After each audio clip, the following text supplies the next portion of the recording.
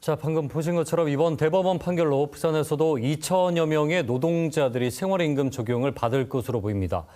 어디까지 또 어떻게 적용하는지 그리고 그 과정에 문제는 없는지 취재 기자와 함께 자세한 얘기 나눠보겠습니다. 김아란의 기자 스튜디오에 모셨습니다. 자, 어서 오십시오. 안녕하십니까.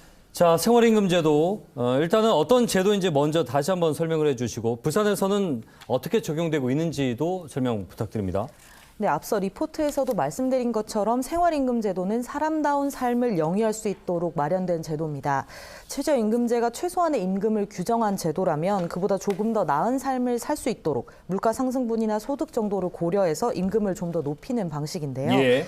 물론 요즘 사회에서는 최저임금이 사실상 최고임금이다 할 정도로 최저임금 보장받기도 쉽지가 않고 최저임금을 제공하는 사용자들도 부담이 많다고 호소하고 있습니다. 하지만 적어도 노동자 한 명이 한 달 동안 돈을 벌어서 생계만 겨우 유지하는 수준으로 산다는 건 너무 가혹한 일이거든요. 그렇죠. 생활임금 제도의 취지는 이보다는 조금 더 나은 삶을 보장하자는 데서 출발했습니다. 부산에서는 2018년 처음 도입됐는데 올해 생활임금은 시간당 11,074원입니다. 최저임금인 9,620원보다는 1,400원 정도 높습니다. 예. 전국 17개 시도 가운데서 부산의 임금액은 10번째 정도고요. 지난해 인상분은 1.9% 수준으로 물가 상승률도 겨우 반영한 수준입니다. 네. 앞으로 조례에 따라 공공기관과 공공기관 자회사 소속 노동자, 시로부터 사무를 위탁받은 업체 소속 노동자 등 민간 분야로 그 혜택이 넓어질 것으로 자, 보입니다. 최저임금제라는 것은 나라에서 최저임금위원회에서 결정을 하는 것인데 그것이 이제 부족하니까 각 시마다 또는 도마다 조례를 근거로 하여서 생활임금제라는 것을 운영을 한다는 거죠. 생활임금에 대해서 부산시의 재량권이 확인된 것이다. 대법원 판결이. 그러니까 해도 된다는 거예요, 시에서. 그러면은 부산시가 생활임금을 관리하는 권한이 지금 어디까지입니까? 네, 앞서 말씀드린 이 생활임금의 적용 대상 그리고 이듬해 생활임금 인상에 모두 부산시 생활임금위원회에서 결정합니다. 예. 부산시 생활임금위원회는 공무원과 전문가 등 11명을 위촉해서 매년 9월쯤 열리는데요.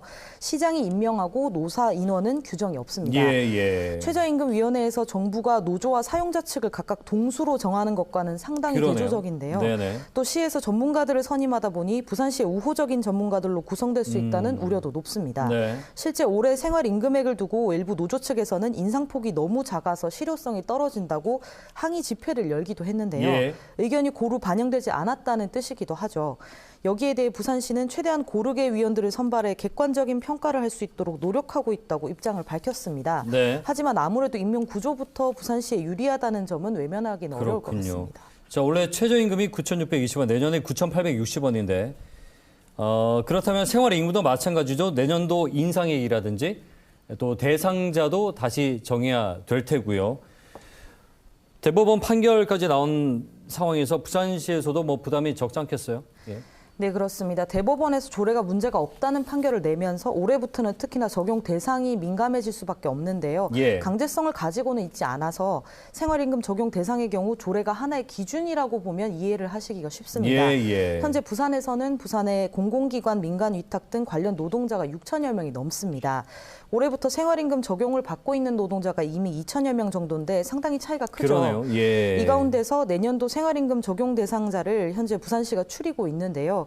생활임금보다 임금을 많이 받거나 계약 조건이 변하는 등 일부 노동자를 제외해도 증가가 불가피할 것으로 보입니다.